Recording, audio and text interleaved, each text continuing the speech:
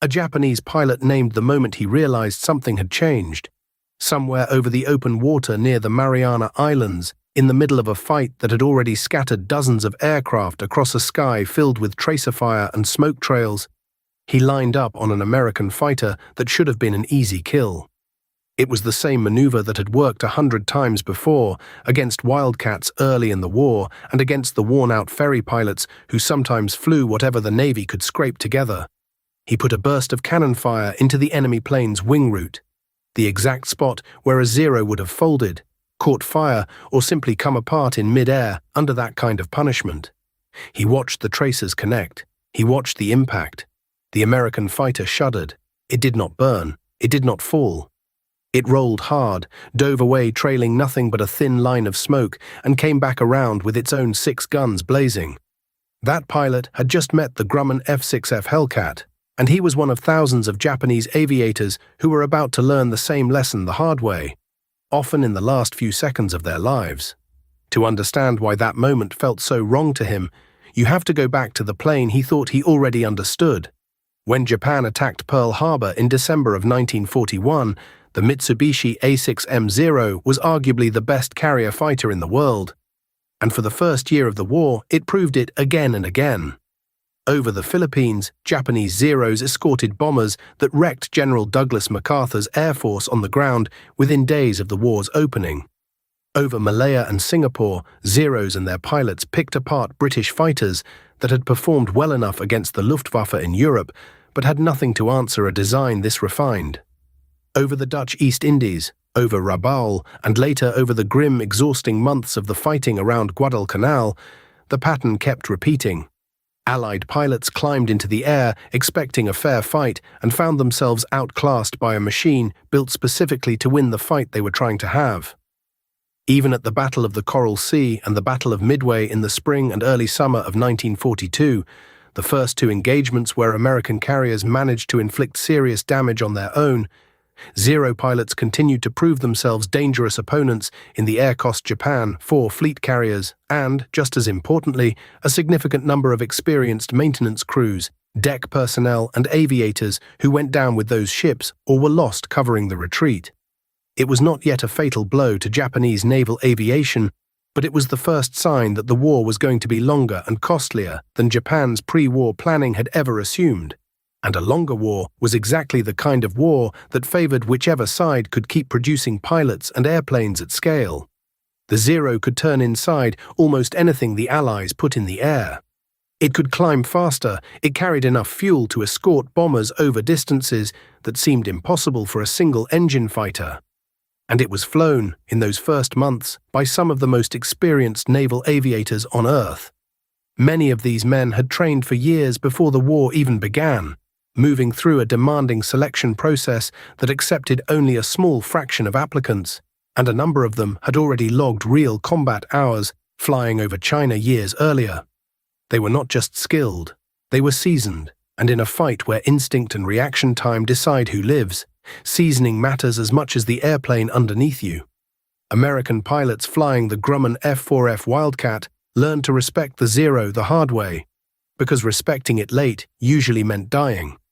Early reports from the Philippines and the Dutch East Indies described Japanese fighters that could simply outturn anything sent against them. A Wildcat pilot who tried to dogfight a Zero in a classic turning battle, matching bank for bank and loop for loop, would usually find a Zero sitting on his tail within a minute, because the Zero could complete that circle faster and tighter every single time. The Wildcat was tougher, it carried armor and self-sealing tanks the Zero lacked, and disciplined pilots learned to survive by refusing to play the Zero's game at all. One of those pilots was Lieutenant Commander John Thack, who worked out a defensive maneuver before the war had even reached its first anniversary, flying against a Z-depending on teamwork instead.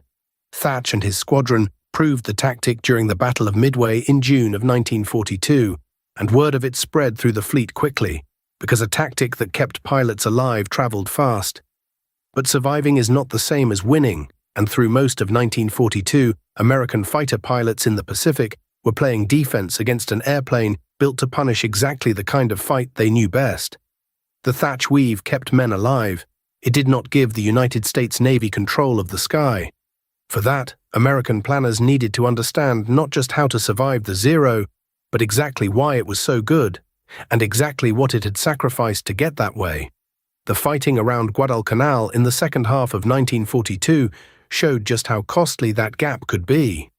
Marine and Navy pilots flying out of the captured airfield the Americans called Henderson Field, a scratch outfit that pilots nicknamed the Cactus Air Force, fought day after day against Japanese bombers and their Zero escorts flying enormous distances down from bases at Rabaul. American Wildcats, patched together from whatever parts were available and flown by exhausted men living on short rations and constant air raid alerts, held that airfield against everything Japan sent at it. They did it through discipline, through the thatch weave, through sheer stubbornness, and through the fact that even a Zero pilot with years of training could only fly so many missions before fatigue and attrition caught up with him. Every Japanese ace lost over Guadalcanal was a name that could not be replaced quickly, and the campaign quietly began draining the same elite pill. Behind the Zero's brilliance was a trade-off that Japanese designers had made deliberately, and that American planners did not fully understand until circumstances handed it to them. To get that turning performance, that climb rate, and that extraordinary range, Mitsubishi's engineers had stripped the Zero down to almost nothing extra. There was no armor plate behind the pilot's seat. There were no self-sealing fuel tanks to stop a punctured tank from igniting. The airframe itself was built as light as the material would allow. Every one of those choices brought agility. Every one of those choices also meant that a Zero, which took a solid hit from machine gun fire, was far more likely to catch fire, lose control, or simply break apart than an American fighter built with more margin for damage. That difference sat quietly, mostly unrecognized, until the summer of 1942, when the war handed the United States an intelligence gift almost too good to be true. During the Aleutian Islands campaign, a Japanese Zero flown by Petty Officer Tadayoshi Koga was damaged during a raid over Dutch Harbor and attempted an emergency landing on what looked like a flat, grassy field on Aleutian Island. The field was actually a bog. The Zero's landing gear caught in the soft ground, and the aircraft flipped over onto its back, killing Koga instantly and leaving the airplane largely intact, upside down in the mud, with nothing but the cold, wet, empty landscape of the Aleutians around it. American forces did not find the wreck for weeks. Japanese search efforts never located it at all. When a Navy patrol plane finally spotted the overturned fighter from the air, a recovery team led by Lieutenant William Tease made the difficult trip out to Aleutian Island to examine it. What they found stopped them cold. This was not a burned, shattered wreck of the kind combat usually produced. Aside from the damage caused by flipping over, the airplane was almost completely intact, its engine, its controls, its instruments, and its structure all recoverable. It was, in effect, a fully equipped Japanese fighter plane that had simply fallen into American hands, undamaged by any deliberate act on either side. The salvage crew freed the aircraft from the bog, crated it, and shipped it south to San Diego, where Navy engineers spent weeks rebuilding it to flying condition. By September of 1942, what became known as the Aleutian Zero was ready to fly again, this time with an American test pilot at the controls instead of a Japanese naval aviator. Lieutenant Commander Eddie Sanders and other Navy test pilots then did something no one in combat had ever been able to do. They took a real Zero into the air under controlled conditions and methodically explored exactly what it could and could not do. Flight after flight, we could outmaneuver anything. At low speed became sluggish and heavy in the pilot's hands, at precisely the speeds where an American fighter diving from altitude could still turn hard and fight back. The Zero also lost engine power and responsiveness in a sustained high-speed dive, another weakness American pilots could exploit simply by refusing to slow down and fight fair.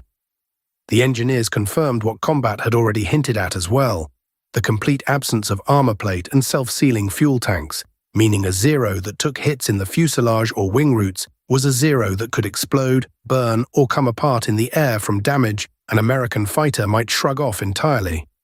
This information went out to fighter squadrons across the Pacific almost immediately, and it changed everything about how American pilots were told to fight. The new doctrine was simple to state and hard to argue with. Do not turn with a Zero. Do not try to outclimb a Zero at low speed. Instead, Use altitude, use diving speed that a Zero could not match, make a single fast pass, fire a long burst into a vulnerable target, and dive away before the fight ever became a turning contest. It was a tactic built entirely around exploiting a weakness that had just been proven in a hangar in San Diego rather than guessed at over a battlefield. But knowing the Zero's weakness was only half the answer, because American fighters in 1942 still could not outdive or outclimb a Zero by nearly enough margin to make that tactic reliably lethal. What the Navy needed was not just better tactics, it needed an airplane specifically built to make those tactics devastating. And as it happened, Grumman was already building exactly that airplane, almost by coincidence of timing.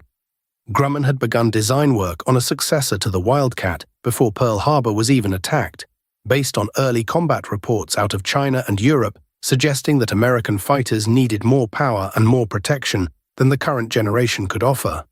Engineers at the company's plant in Bethpage, New York, a workforce that had already earned the nickname the Grumman Iron Works for building rugged, over-engineered airplanes that could take punishment and keep flying, worked from a simple brief: build a fighter that could beat a Zero and build it without guessing at what a Zero actually was. The prototype first flew in June of 1942, just weeks after Koga's Zero flipped over in that Alaskan bog, which meant the Hellcat's basic shape was already locked in before the Akutan testing began. What the captured Zero data changed was everything downstream of that first flight. Grumman engineers pored over the test reports coming out of San Diego and adjusted the production design accordingly, refining the wing, tuning the control surfaces so they would stay responsive at high speed instead of stiffening the way the Zeros did, and confirming that the armor and fuel tank protection already built into the design the engine. The Hellcat carried a Pratt & Whitney R 2800 double wasp engine, producing roughly 2,000 horsepower, nearly double what the Zero's Sakai engine put out.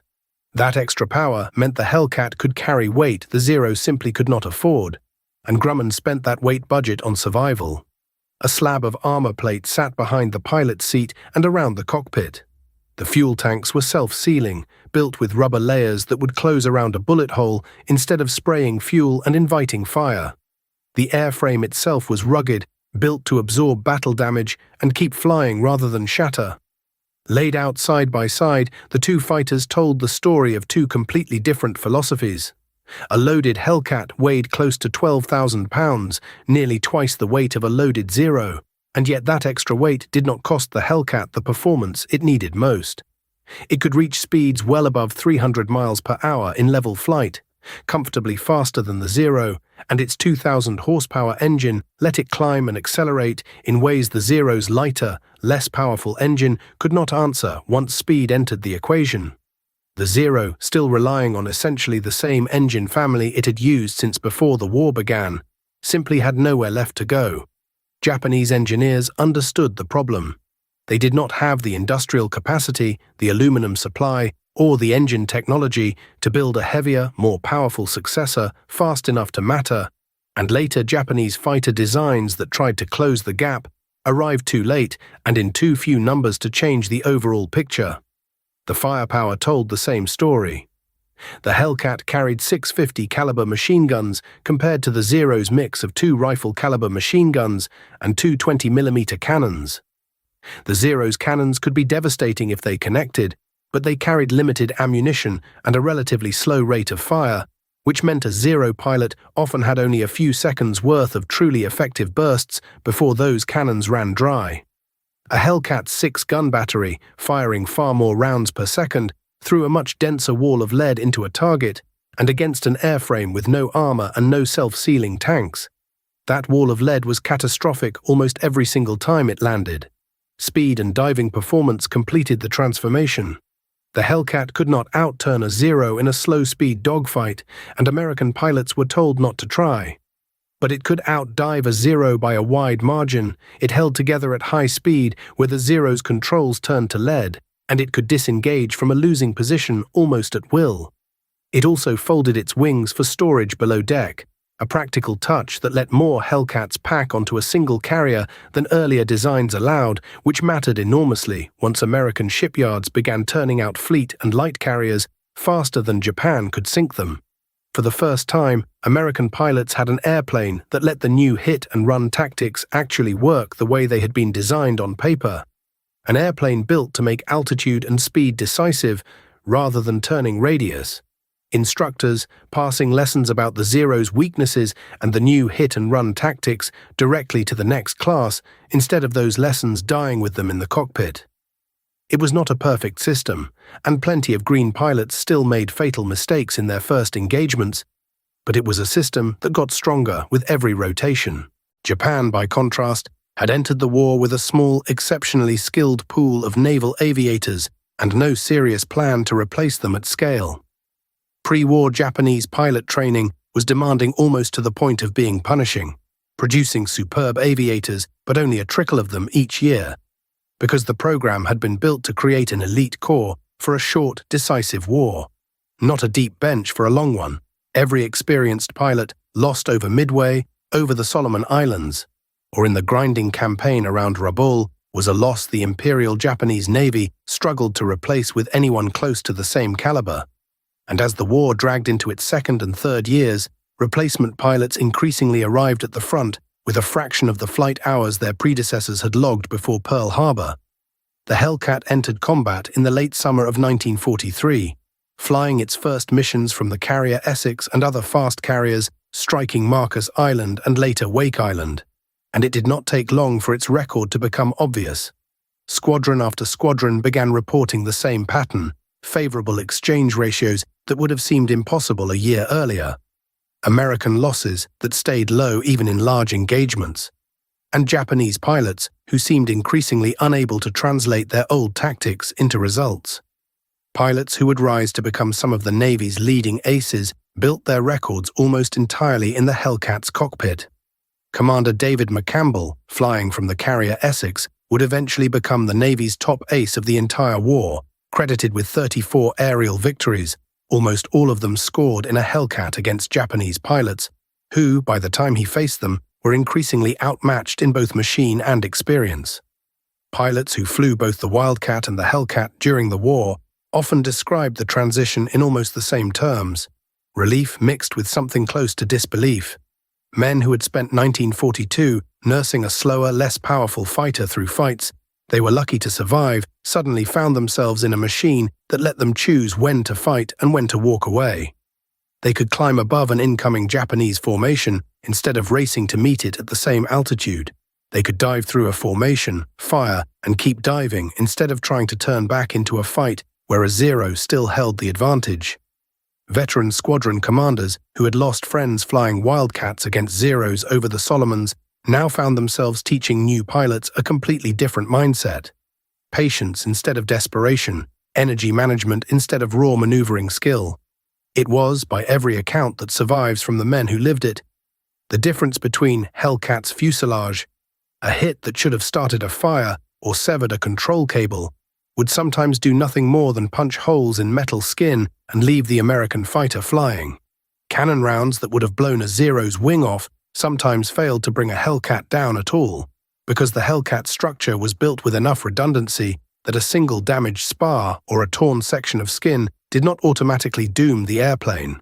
Pilots who dove on what looked like a straggling, damaged American fighter found that straggler turning hard, diving away and surviving to fight another day, sometimes returning to its carrier trailing smoke and full of holes, but landing safely all the same. Deck crews aboard American carriers grew used to counting the damage on a returning Hellcat and shaking their heads at how much punishment the airframe had absorbed without killing the man inside it. The airplane simply refused to die the way a Zero would have died from the same damage, and that unpredictability was its own kind of psychological weapon. A pilot who cannot trust that a solid hit means a kill starts hesitating, watching a moment too long to confirm the kill instead of immediately looking for the next threat. And hesitation in a dogfight gets you killed. Japanese squadrons that had built their entire approach around a single decisive burst of gunfire now found themselves needing several passes to bring down a single enemy fighter, passes that gave the Hellcat pilot time to call for help, reposition, or simply outdive the attack entirely. The Zero's own armament, so effective against fragile Allied aircraft early in the war, was no longer guaranteed to be effective at all. Months before Truk, the carrier raids against Rabaul in November of 1943 had already shown what the new fighter could do against a major Japanese stronghold. Rabaul, on the island of New Britain, was one of Japan's most heavily defended bases in the entire Pacific, ringed with airfields and packed with veteran naval aviators who had been fighting American and Australian forces in the region for well over a year. When American carriers launched strikes against the ships and aircraft gathered there, Hellcat squadrons flew top cover for the bombers and fought running battles against Rabaul's defenders in the skies above the harbour. The Japanese fighters based there were flown by some of the more experienced pilots still available to Japan at that stage of the war, men who had survived the earlier attrition of the Solomons campaign. And even they found themselves losing the exchange far more often than winning it. American pilots came home describing a base that had once been considered one of Japan's most dangerous strongholds, behaving, in the air at least, like a garrison that already knew it was outmatched. The Truk raid in February of 1944 made that shift painfully clear to the Japanese Navy. Truk Atoll had functioned as Japan's most important forward naval base in the Central Pacific, a fortress anchorage protected by reefs, shore batteries, and aircraft that Japanese commanders had assumed was safe from serious American attack. When American carriers launched a massive strike against, commander could trust anymore. Behind every one of these engagements sat an industrial gap that Japanese pilots could feel even if they never saw the shipyards and factories that produced it. American yards were launching Essex-class fleet carriers at a pace Japan could not begin to match, each one capable of carrying dozens of Hellcats, and Grumman's production lines in Bethpage were turning out finished fighters fast enough to fill every one of those flight decks and still keep replacement squadrons stocked back home. A Hellcat lost in combat could be replaced within weeks by a factory that had never stopped running. A veteran Japanese pilot lost in combat could not be replaced at all in any meaningful sense, because the training pipeline that had produced him no longer existed in the same form. Squeezed by fuel shortages, by the loss of experienced instructors to combat units, and by a shrinking industrial base that had to choose between building airplanes and building the training aircraft needed to teach new pilots how to fly them. Japan's Naval Air Force was fighting a battle of machines and men against an opponent that could regenerate both, while it could barely regenerate either. The clearest demonstration of how far the balance had shifted came in June of 1944 during the Battle of the Philippine Sea. As American forces invaded the Mariana Islands, the Imperial Japanese Navy committed much of what remained of its carrier air power in a desperate attempt to break the invasion fleet and reverse the course of the war in a single stroke. Vice Admiral Jisaburo Ozawa's carrier force launched wave after wave of aircraft against the American fleet, hundreds of planes in total, and American radar, fighter direction, and the Hellcats waiting in the sky turned those waves into a slaughter. American radar picked up the incoming Japanese formations while they were still far out over open water, giving fighter direction officers aboard the carriers time to vector Hellcat squadrons into position with altitude and numbers already in hand. Rather than scrambling in a panic to meet the threat, Hellcat pilots climbed to altitude and waited, then dove down onto the Japanese formations with every advantage stacked in their favor: height, speed, numbers, and airplanes that shrugged off return fire that would have doomed an American fighter 2 years earlier. Japanese aircraft fell out of the sky in numbers that stunned even the American pilots involved. Lieutenant Alexander Vraciu, flying from the carrier Lexington, shot down 6 Japanese dive bombers in a single engagement that lasted only a few minutes. A run of kills that became one of the defining individual performances of the entire battle. American aviators, watching the one-sided nature of the fighting unfold beneath them, began calling it the Marianas Turkey Shoot, a nickname that stuck because it captured exactly how the battle felt from the American side: methodical, overwhelming, and almost unfair. Of what remained of Japan's naval air arm. It was not simply that the Hellcat was a better airplane, though it was. It was that an already thin margin of skilled Japanese pilots was being fed into a fight against a superior aircraft flown by increasingly well-trained Americans, supported by radar, fighter direction, and a production system that could replace losses far faster than Japan ever could. When the surviving Japanese aircraft turned for home, many of their pilots had never faced anything like what they had just flown into, and the ones who did survive carried that shock back to squadrons that were already running out of experienced men to replace the pilots who had not returned. That battle accelerated a problem Japan had been quietly losing ground on for 2 years. Every skilled pilot killed over the Marianas was a pilot who could not train the next class of aviators, and Japan's training pipeline, already strained, began pushing pilots into combat with a fraction of the flight hours their predecessors had logged before Pearl Harbor. Those newer pilots faced Hellcats crewed by experienced Americans in an airplane built specifically to punish exactly the kind of desperate, undertrained flying that Japan was now forced to send into battle. The gap between the two air forces, which had been a genuine, closely fought contest in 1942, had become something closer to one-sided attrition by the second half of 1944.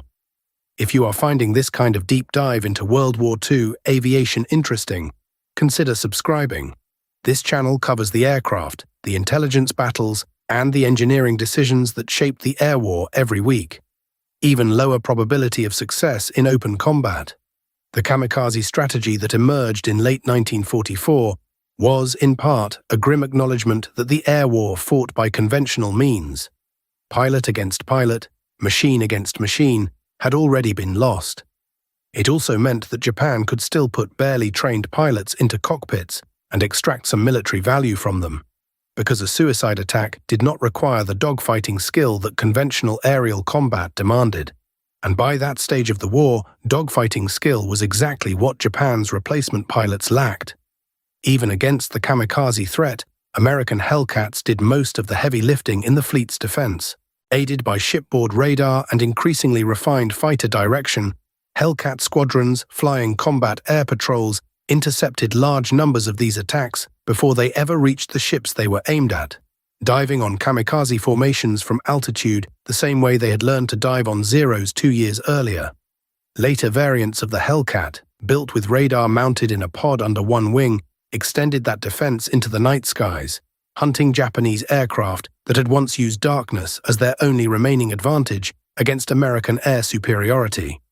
The F6F Hellcat, in other words, did not simply win the daylight fighting and then step aside. It became the fleet's answer to the desperate tactic that Japan's declining air power had turned to as its last resort. During the final campaigns of the war, at Iwo Jima and Okinawa, Hellcat squadrons found themselves doing far more than hunting enemy fighters, because by that point their might have shaken off 2 years earlier could now be the last thing that ever happened to him. An American Hellcat pilot, for all his airplane's advantages, was still an 18 or 19 or 20-year-old sitting in a cramped cockpit thousands of feet above open ocean, watching tracers arc past his canopy and trying to remember everything his instructors had taught him while his hands did the flying almost on their own. Neither side had a monopoly on fear. The difference was that one side's fear was now backed by an airplane engineered to give him a fighting chance, and the other side's was not. It is also worth remembering what that turn cost the men who lived through it on both sides. Japanese pilots who had entered the war as some of the most skilled aviators anywhere on Earth found themselves, by 1944 and 1945, sent into combat against an enemy their training had never prepared them to face, flying airplanes their own high command knew were falling further behind every month. Many of the men who died in those final 2 years of air combat over the Pacific were barely out of flight school, thrown into a fight their predecessors would have recognized as already lost. American pilots, for their part, were not invincible simply because they flew a tougher airplane. They still died in training accidents, in bad weather, in mechanical failures, and in the ordinary violence of aerial combat against an enemy that, even in decline, could still shoot straight and still fought with real skill and real courage until the very end of the war. For the Japanese pilots who met the Hellcat in the sky over the Solomons, over the Marianas, and over the home islands in the war's final year, none of that larger history mattered in the moment they were living through. What mattered was the sensation of putting a good burst into an enemy fighter and watching it fly away anyway. What mattered was diving on what should have been easy prey and finding a machine that dove faster, hit harder, and refused to burn. Japan had entered the war with the best carrier fighter pilots on Earth, flying one of the most elegant fighter designs of its era. They ended it facing an airplane engineered, quite deliberately, to make every one of their old advantages irrelevant. And there was nothing elegant about that lesson at all. It was simply overwhelming, and it arrived faster than Japan's naval air power could ever recover from. Today, only a handful of airworthy Hellcats remain. Most of them kept flying at air shows and museums by a small community of collectors and restorers who understand exactly what the airplane represented. It is easy, looking at one of those restored fighters gleaming on a runway, to forget that it was built for one purpose only: to take everything a determined enemy could throw at it and keep flying long enough to finish the fight. That is, in the end, the whole story of why Japanese pilots were shocked by the F6F Hellcat.